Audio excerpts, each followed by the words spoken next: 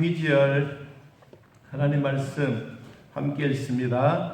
수고하고 무거운 짐진 자들아 다 내게로 오라. 내가 너희를 쉬게 하라. 한 번 더 읽습니다. 수고하고 무거운 짐진 자들아 다 내게로 오라. 내가 너희를 쉬게 하리라. 아멘. 옆 사람 인사하겠습니다. 하나님의 은혜로 살아갑니다. 선생님 고맙습니다. 할렐루야. 오늘 하나님의 부르심에 대한 말씀을 나누려고 합니다. 우리가 종교란 무엇인가, 또 하나님은 어떤 신이고 그분은 어떻게 우리 인간을 만드셨고 또 그분이 우리를 지금까지 인도해 주심에 대한 말씀들을 나누었습니다. 그리고 인간은 죄인으로서 살아가지만 그냥 죄로서 죽어가는 것이 아니라 우리를 살리러 오신 예수 그리스도가 계셨고 또 그분이 십자가에 못 박아 죽어 다시 부활하셨던 그분, 하늘로 승천하시고 하나님 우편에 앉아 계시면서 저와 여러분의 믿음이 떨어지지 않도록 기도하고 계신 그때 성령이 이 땅에 오셨습니다. 지금은 삼위일체 하나님이 함께 계시지만 주장하고 계신 분이 바로 성령 하나님. 그래서 우리는 성령 시대라고 말합니다. 이 성령 시대 속에 우리 사람이 하나님의 형상으로 지음 받은 것으로 만족하는 것이 아니라 죄인으로 살았던 우리들을 하나님이 구원해 주시는 구원의 9단계가 있습니다. 이것을 우리는 구원 서정의 9단계라고 말씀하고 있습니다.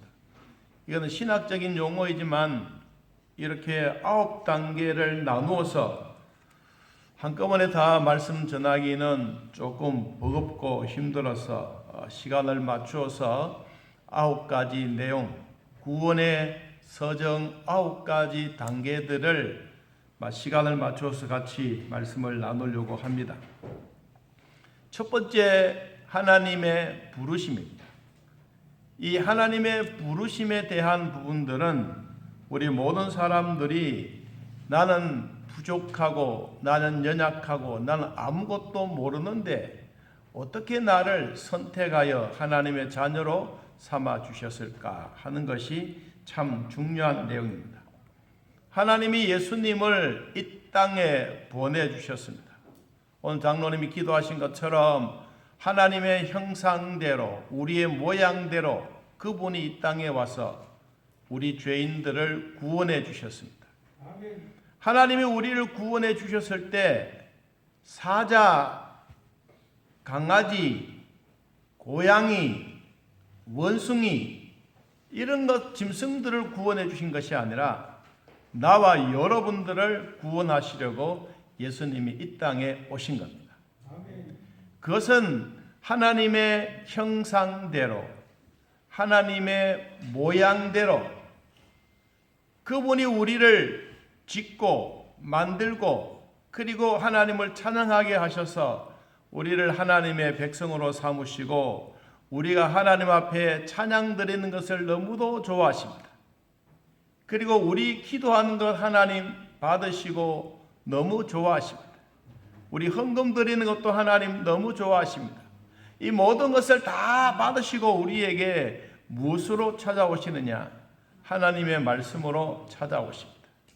우리는 기도하는 시간, 찬양 드리는 시간, 헌금 드리는 시간, 이 모든 것을 우리가 하나님 앞에 드리면 하나님이 우리에게 찾아오신 방법은 하나님의 말씀으로 찾아오십니다.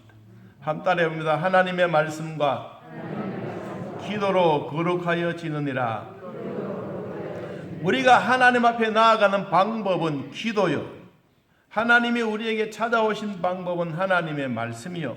이 두 가지가 함께 이루어지면서 하나님의 거룩을 조금이라도 닮아가고 있다는 사실입니다. 우리는 여러분들이 교회에 오셨을 때 어떤 분들이 여러분들을 전도하셨습니까? 아니면 나는 엄마 뱃속에부터 예수 믿었다고 자신감 있게 이야기를 합니까? 여러분 주변에 누가 여러분들을 전도해서 오늘 이 자리에 앉아 계십니까? 여러분들 여기 앉아 계시지만 지금 내 마음속에는 혹시 가정에, 혹시 남편에게, 혹시 아내에게, 혹시 내 자녀에게 내 마음은 가 있지는 않습니까? 하나님의 말씀으로 우리에게 전도해 주셨던 그분이 계시면 그분을 통하여 믿든지 좋든지 그분의 정 때문에, 그분의 인정 때문에 이 자리에 오셔서 처음에는 듣기는 거북하고 무슨 이야기인지는 이해는 안 돼도, 그러나 세월이 가고 시간이 가니까 점차적으로 교회에서 전해지고 있는 하나님의 말씀이 내 마음에 쏙쏙 들어오기도 하고, 어떨 때는 내 마음에 상처났던 부분들이 싸매어지기도 하고, 어떨 때는 내 자신도 모르게 눈물을 주르 흘리기도 하고, 어떨 때는 내 입에서 나오는 찬송이 하나님 앞에 상달되기도 하는 이런 마음의 기쁨이 이루어지게 되는 것입니다. 이것이 바로 무엇이냐 하면 하나님의 부르심이 있었기 때문입니다. 오늘 저도 그렇고 여러분도 그렇고 하나님의 부르심을 받았던 우리들에게는 누가 나를 전도했느냐, 이런 외적인 부름이 있는가 하면, 이런 외적 부름을 통해서 우리가 교회에 왔으면 하나님의 말씀을 들을 때 우리가 얼마나 은혜를 받느냐. 여러분들이 어떤 목사님을 통해서든지 아니면 어떤 분을 통해서 정말로 그 말씀이 내 마음에 지금까지도 사무치고 있다. 평생 들었던 설교 다는 이해는 하지 못하고 다는 기억하지 못해도 그래도 들었던 그 설교 가운데 한 테마라도 이야기할 수 있다면 이것이 바로 내적인 부르심입니다. 하나님이 외부의 전도를 받아서 교회에 오거나 교회에 와서 처음에는 아무것도 몰랐는데 막상 앉아 있어 보니까 점차적으로 하나님의 말씀이 나에게 들어와서 그 말씀이 점차적으로 내 안에 정말로 쌓여지는 눈처럼 소리 없이 하나님의 말씀이 쌓여지면서 이런 고백을 하게 됩니다. 한번 따라해봅시다. 나는 하나님의 자녀가 되었습니다. 이런 고백을 들으면서 하나님이 나를 부르셨구나. 오늘 저도 그렇고 여러분도 그렇고 이 자리에 오신 것은 하나님이 우리를 부르셔서 이 자리에 오셨습니다. 그러므로 로마서 10장 17절 말씀을 보니까 그러므로 믿음은 들음에서 나며 들음은 그리스도의 말씀으로 말미암으니라고 말하고 있습니다. 우리가 하나님의 말씀을 듣는 그 순간에 성령이 내 안에 들어오셔서 내 안에 있는 죄악들, 하나님이 싫어한 것은 하나님이 내 속에 들어오면 자동적으로 쫙쫙 밀려갑니다. 그리고 내 안에서 누가 계시느냐? 내 안에 주인이신 하나님이 주인이 되십니다. 그리고 그 하나님이 나를 지배하고 다스리게 되는 것입니다. 이사야서 55장 1절 말씀에 오라 너희 모든 목마른 자들아 물로 나오라 돈 없는 자도 오라 너희는 와서 사 먹되 돈 없이 값 없이 와서 포도주와 젖을 사라고 말했습니다. 누가복음 5장 32절에는 이렇게 말합니다. 내가 의인을 부르러 온 줄로 아느냐 죄인을 불러 회개시키러 왔노라고 말씀하고 있습니다. 오늘 본문에 기록되어 있는 것처럼 수고하고 무거운 짐진 자들아 다 내게로 오라 내가 너희를 쉬게 하리라. 하나님이 오늘 우리를 부르셔서 여러분의 마음이 평안해지고 여러분의 영혼이 잘 떼어지고 여러분의 육체가 강건해지는 축복이 있기를 바랍니다. 그럼 하나님의 부르심에 대한 말씀 두 가지를 오늘 전하려고 합니다. 첫째는 외적인 부르심입니다.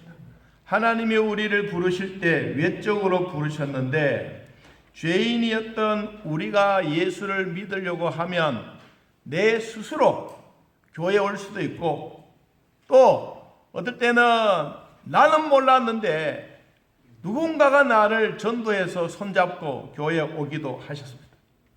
어떤 분들은 질병과 아픔 때문에 고민하고 갈등하고 있는데 누군가가 야, 너 한번 교회 한번 가봐. 하나님이 너의 질병을 틀림없이 고쳐주실 거야. 그러면서 처음에는 오기는 싫었지만은 내 아픔, 병 때문에 찾아오신 분들도 있습니다. 어떨 때는 고부적인 갈등도 있어서 오기도 하고, 어떨 때는 친구의 권유에 따라서 오기도 했는데, 우리는 이런 것마다 하지 아니하고 하나님이 전도자를 통하여 여러분들이 발걸음이 교회로 옮겨진 것을 우리는 외적인 부르심이라고 말하고 있습니다. 그러므로 우리는 개인적인 전도를 통하여 이 자리에 와서 앉아 있어도 예수 그리스도를 영접할 때 우리는 구원의 은혜를 입게 되는 것입니다. 마가복음 16장 15절 말씀해 보니까 또 이르시되 너희는 온 천하에 다니며 만민에게 복음을 전파하라. 믿고 세례를 받는 사람은 구원을 얻을 것이요 믿지 않는 사람은 정죄를 받으리라. 이미 세례와 이미 우리가 구원받았던 우리는 이 만민에게 복음이 전파되어져서 나에게까지 복음이 왔습니다. 여러분에게도 복음이 왔습니다. 그러나 믿지 않는 사람에게는 이미 정죄를 받았다고 말했습니다. 하나님의 교회 안에도 많은 사람들이 교회에 찾아왔습니다. 성경에도 이렇게 말했습니다. 마태복음 22장 14절 말씀에 한번 따라해 봅니다. 청함을 받은 자는 많지만 택함을 입은 자는 적으니라. 청에서 주변에 있는 사람들의 손에 이끌려 교회에 찾아오신 분들은 많지만 하나님으로부터 택함을 입었던 사람들은 적다라고 표현을 하고 있습니다. 하나님이 외적인 부르심에는 반드시 삼위일체 하나님이 우리를 구원해 주십니다. 여러분, 하나님이 우리를 만드실 때도 삼위일체 하나님이 함께 만드셨습니다. 우리가 모양대로 하나님의 형상대로 그분의 모양대로 삼위일체 하나님이 우리를 만드시고 우리를 만들어 놓으시고 그냥 버려둔 게 아니에요. 우리를 구원하시기 위해서 삼위일체 하나님으로 우리를 구원해 주셨습니다. 그리고 우리가 천당 갈 때도 마지막 가는 그 순간에도 삼위일체 하나님이 우리를 데리고 천당까지 인도해 가십니다. 하나님이 우리를 사자의 모양으로 원숭이의 모양으로 만들지 아니하고 하나님의 모양대로 하나님의 형상대로 만드셨기 때문에 우리가 하나님의 자녀를 낳고 기르고 돈 들고 또 우리의 자식이기 때문에 돈 들어도 아깝지 않는 것처럼 자식이 물가에서 놀면 엄마의 눈길은 아이에게 떨어지지 않습니다. 마찬가지로 하나님의 그 선하신 눈길도 우리를 적극적으로 주시하고 계십니다. 오늘 여러분들이 집에서 교회당까지 오실 때에도 하나님의 선하신 눈길이 여러분들의 발걸음마다 인도해서 이 자리에 오셨습니다. 그러므로 열왕기상 9장 3절 말씀에 여호와께서 그에게 이르시되 내 기도와 네가 네 앞에서 간구한 바를 내가 들었은즉 나는 네가 건축한 이 성전을 거룩하게 구별하여 내 이름을 영원히 그곳에 두며 하나님의 눈길과 하나님의 마음이 항상 거기에 있으리라. 어디에? 이 성전 안에. 오늘날로 말하면 예배당만 성전이라고 하는 것이 아니라 우리가 예수 믿고 구원받았던 우리 모두에게도 뭐요? 하나님의 성전이요. 여러분이 곧 뭐요? 하나님의 성전이요. 하나님의 성전이 있는 그곳에 여호와의 선하신 눈길, 하나님의 마음이 거기에 있다고 했습니다. 오늘 또 하나님의 선하신 손길이, 여러분의 선하신 눈길이 지금 또 우리에게 집중되어져 있다는 것을 우리는 기억해야 합니다. 하나님의 택하심을 받은 자들을 우리는 하나님의 자녀라고 부릅니다.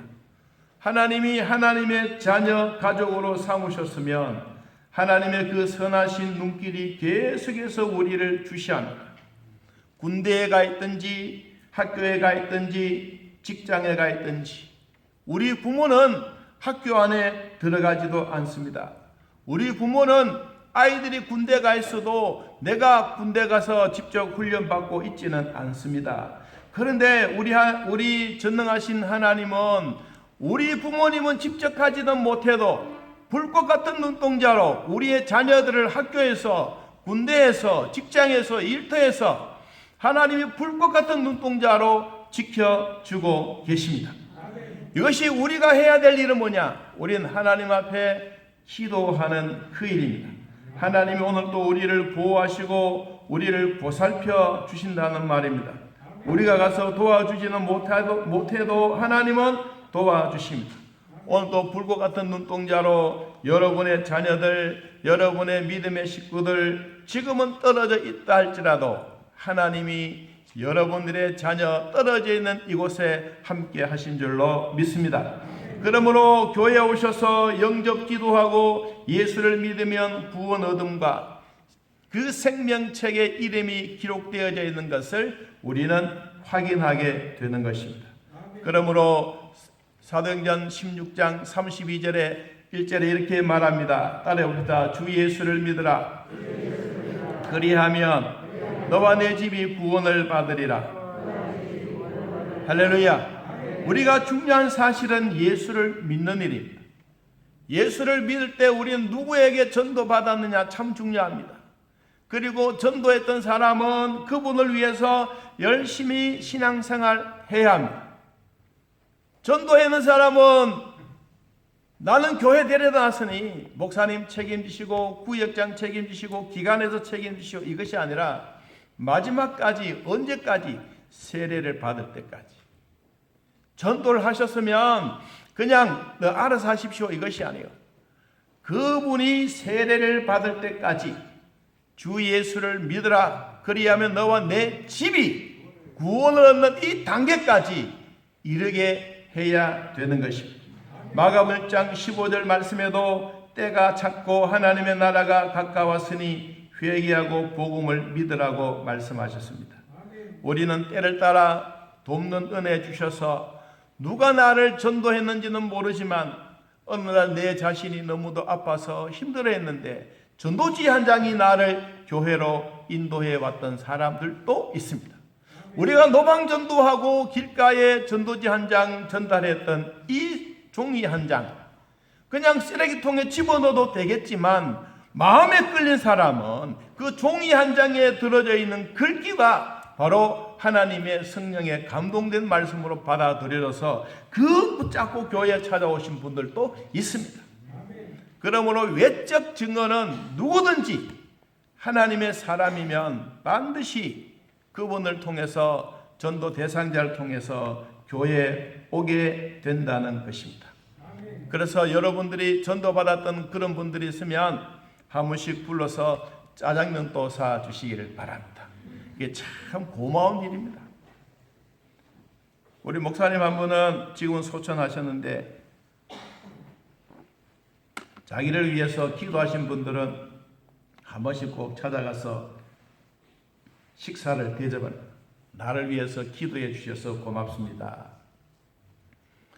여러분 짜장면 한 그릇 사드리면서 내가 교회 다니게 되어서 감사하고 하나님의 자녀가 되어서 감사하고 내가 생명책에 이름이 기록되어져서 감사하고 여러분 그런 거 같이 나누면 본인도 모르게 마음에 즐거움이 생깁니다. 순복음교회 이 담임하고 계시는 우리 주변에 있는 어느 목사님은 전화를 하면 1시간 이상 시간 아니 나는 장로교 목사고 당신은 그래도 순복음교회 목사님인데 뭐 전화하면 그렇게 오를 하냐고. 힘들면 어려우면 삶에 대한 말씀에 대한 설교에 대한 영상에 대한 얘기를 하면서 꼭 마지막에 그분이 부탁한 게 목사님 지금 전화로 기도해 주세요. 기도해 주세요. 긴 기도는 아니지만 그러나 그 마음속에 기도받고 싶어하는 목사님도 계신다. 여러분, 여러분의 부모님이 여러분 전도하셨습니까? 지금 이 땅에 계시지 않습니까? 그러면 마음으로 늘 감사하십시오. 부모님을 위해서 돈 쓰는 거 아끼지 마십시오. 하나님은 여러분들에게 정말로 복음의 기쁜 열매를 주시면서 그분에 대한 고마움이 우리의 하나님의 자녀가 내 자신이 되었다는 것, 그것만 생각해도 우리는 평생 잊지 않고 살아갑니다. 오늘도 여러분들을 전도해 주셨던 그분을 내 마음에 지금 이 시간에 그리면서 여러분 속닥하게 하나님한테 기도하십시오. 하나님, 그분에게 축복해 주세요. 그분에게 강건함을 주십시오. 그분이 예수 잘 믿고 구원받았는데 그분의 평생토록 그의 후대의 사람들이 다 예수 믿는 복이 있게 해주십시오. 여러분, 이것이 여러분들에게 짜장면 한 그릇 대접하는 것도 귀하지만 또 기도하는 것도 그만큼 소중하다는 것을 잊지 않기를 바랍니다. 자, 두 번째, 하나님이 외적으로 전도자를 통하여 교회에 오셔서 부르심을 받았으면 내적인 부르심이 있습니다. 외적인 부르심에는 전도자가 있다면 내적인 부름에는 교회에 와서 이제 하나님의 말씀이 성령의 역사로 내가 구원받은 것에 대한 고마움, 감사함이 느껴집니다. 외부적으로 밖에 있는 사람이 교회 안에 들어왔으면 처음부터 교회에 와서 내가 하나님 자녀가 되었다, 할렐루야, 내가 이렇게 구원받았습니다, 이렇게 얘기할 사람은 아무도 없습니다. 처음에 교회 오신 분들은 누구나 할 것 없이 쭈삣쭈삣합니다. 그리고 성경 찬송가도 찾을 줄도 모릅니다. 그리고 옆에 있는 사람 눈치를 이렇게 봅니다. 뭘 찾아나는지, 그 찬송가 몇 장을 펴는지, 여러분 그것을 옆에서 다 이렇게 눈치껏 하지 않습니까? 그런데 전도했던 사람이라면 찾아도 주기도 하고 성경을 찾아서 이렇게 빨간 줄로 오늘 말씀이 여기다라고 가르쳐 주기도 하는데, 여러분 스스로 오신 분들은 그렇지 못합니다. 그런데 전도를 받고 왔으면 처음부터 막 괜히 와서 이렇게 많은 사람들한테 내가 인사도 해야 되고 아는 사람도 없는데 뭐 이렇게 와서 나를 그러냐, 처음에는 그런 생각이 들어요. 그런데 한 주간 다니고 한 달 다니고 여러분 세월이 1년 다니고 세례를 받고 나면 전도해 주셨던 그분이 너무너무 고마워요. 자, 고마움 단계에서 그 다음에 교회 안에서 우리가 뭘 하느냐, 교회 안에는 점차적으로 하나님의 말씀이 내 마음에 와닿게 되는 것입니다. 그리고는 어느 날 나도 은혜 받는 사람이 되고 어느 날 보니까 나도 구원에 감격해 있는 그 자리에 있게 되는 것입니다. 성도와 교제할 수도 있고 몰랐던 사람들도 서로 배워가면서 주일이 기대하고 설렘이 일어나게 되는 것입니다. 내적 부르심은 외적 부르심과 뗄래야 뗄 수 없는 관계를 가지고 있습니다. 하나님의 말씀을 듣고 설교 시간이 되면 그 말씀이 처음에는 이해가 안 되어도 점차적으로 구원의 열매가 내 안에 자리 잡기 시작합니다. 구원에 관해서 인간이 인간의 마음의 문을 여는 것은 결코 아닙니다. 전도에 온 사람이 여러분의 마음의 문을 열어 확 보여주려고 싶어도 보여줄 수가 없습니다. 여러분의 마음에는 간절함과 소망과 은혜 받고 싶어하는 마음은 있는데 내 옆에 앉아있는 사람이 마음 문을 확 열어서 내 거 가지고 있는 너 줄게 이렇게 한다고 해서 그 사람의 마음의 문이 열려지는 것은 결코 아닙니다. 우리가 마음 문을 열 수 있는 방법은 한 가지입니다. 한 따라 합시다. 예수님을 내 마음에 모시는 것입니다. 이것을 우리는 교회에서 영접이라고 말합니다. 예수님을 내 마음에 영접하면 내 마음에 스스로 주님이 들어오십니다. 그리고 주님이 들어오셔서 내 마음의 문을 열어주십니다. 사도행전 16장 14절 이하에 이런 말씀이 있습니다.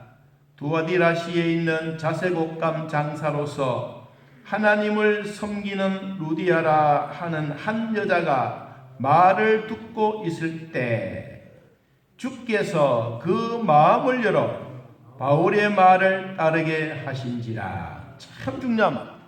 주님이 그 마음을 열어 설교자의 말을 따르게 했다. 오늘 여러분이 이 자리에 앉아 계시지만 내 스스로 마음 문을 여는 것이 아니고 누가 열게 하십니까? 주님이 여러분의 마음을 열어놓습니다. 그리고는 주님이 내 안에 들어오십니다. 이때부터 영접하는 자, 곧 그 이름을 믿는 자들에게는 하나님의 자녀가 되는 권세를 얻게 되는 것입니다. 이것은 어떤 혈통으로도 육종으로도 사람의 뜻으로 나지 아니하고 오로지 하나님부터 난 자가 되는 겁니다.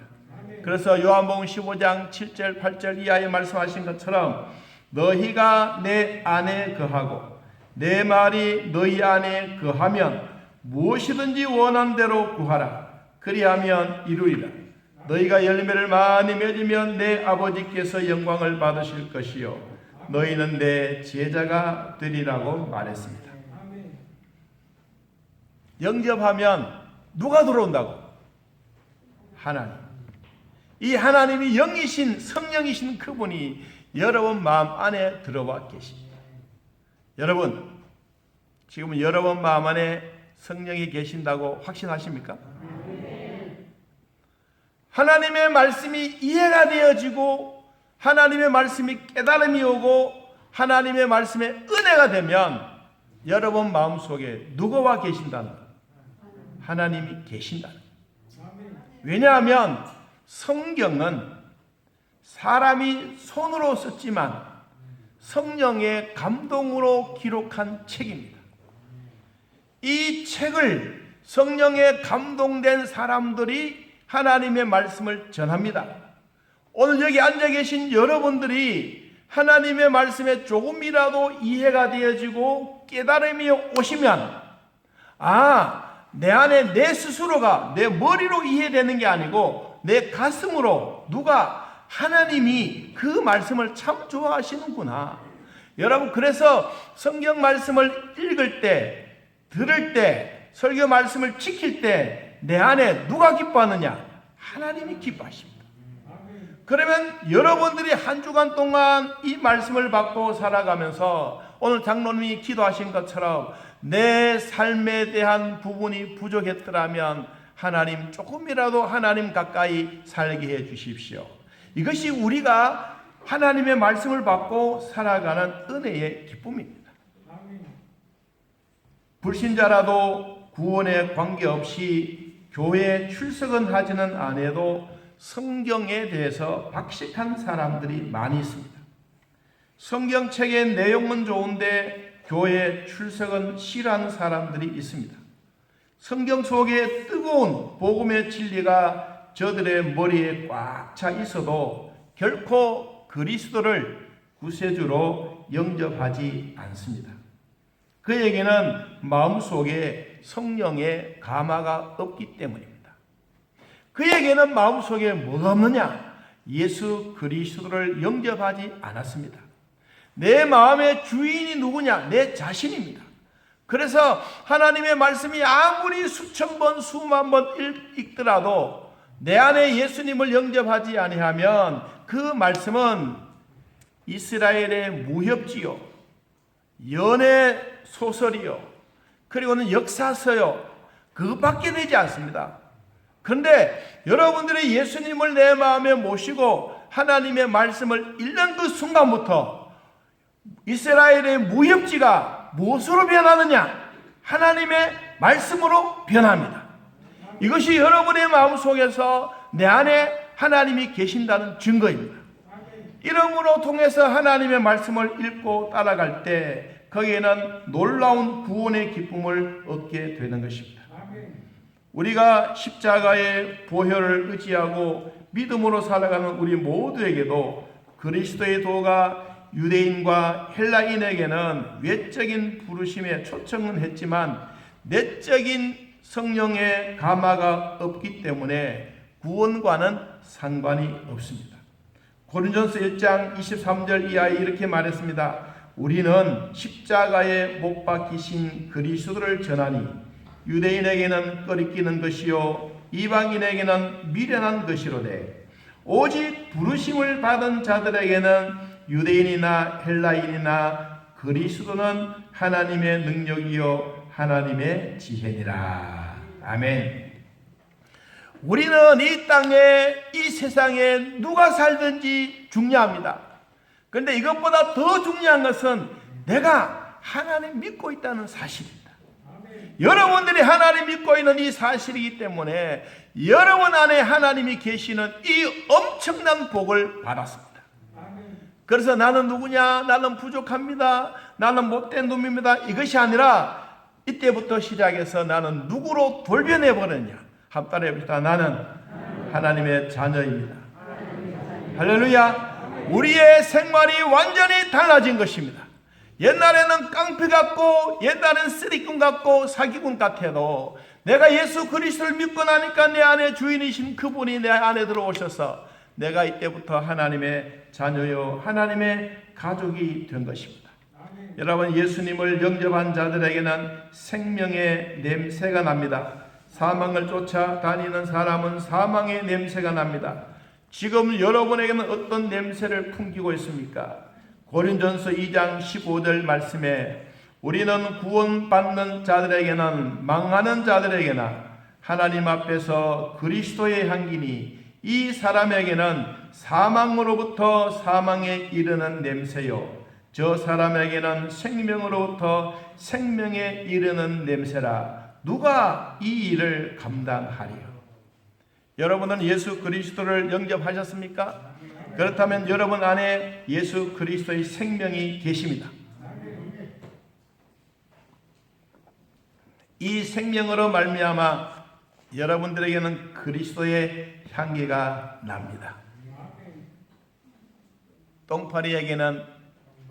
똥파리가 있는 곳에는 늘 그런 냄새만 나지만 여러분들이 있는 곳에는 그리스도의 향기가 있습니다. 여러분, 한 주간 동안 주 안에서 그리스도 향기를 마음껏 누리시기를 바랍니다. 결론적으로 하나님의 부르심을 받은 자들은 외적이든지 내적이든지 반드시 영생을 얻습니다. 이 영생은 천국의 생명책에 내 이름이 분명하게 기록되어져 있습니다. 그래서 우리는 천국의 시민권을 얻습니다. 어떤 사람들이 얻느냐? 사도행전 13장 48절 이방인들이 듣고 기뻐하여 하나님의 말씀을 찬송하며 영생을 주기로 작정된 자는 뭐하더라? 다 믿더라. 이방인이라도 유대인이라도 한국인이라도 경산 시민이라도 누구든지 하나님의 말씀을 찬송하고 하나님의 복음의 말씀을 듣으면 영생 주기로 하나님이 작정한 사람들은 다 믿게 되는 것입니다. 우리가 읍사무소에 가서 예배 좀 드려주십시오 그러지 않습니다. 체육관에 가서 우리에게 예배 드려주십시오 이것이 아닙니다. 여러분들이 구원이라고 하는 것은 교회를 통하여 구원의 문을 열어 놓으셨습니다. 그래서 여러분들이 교회에 오셔서 하나님의 말씀을 가르침을 받고 그 말씀대로 살기를 원하면 오늘 말씀하신 것처럼 이방인들이 듣고 기뻐하여 하나님의 말씀을 찬송하며 한 달에보다 영생을 주기로 작정된 자는 다 믿더라. 할렐루야. 오늘 또 우리는 하나님의 부르심을 받은 우리 모두에게 영생을 얻음을 기뻐하면서 한 주간 동안 성령의 이름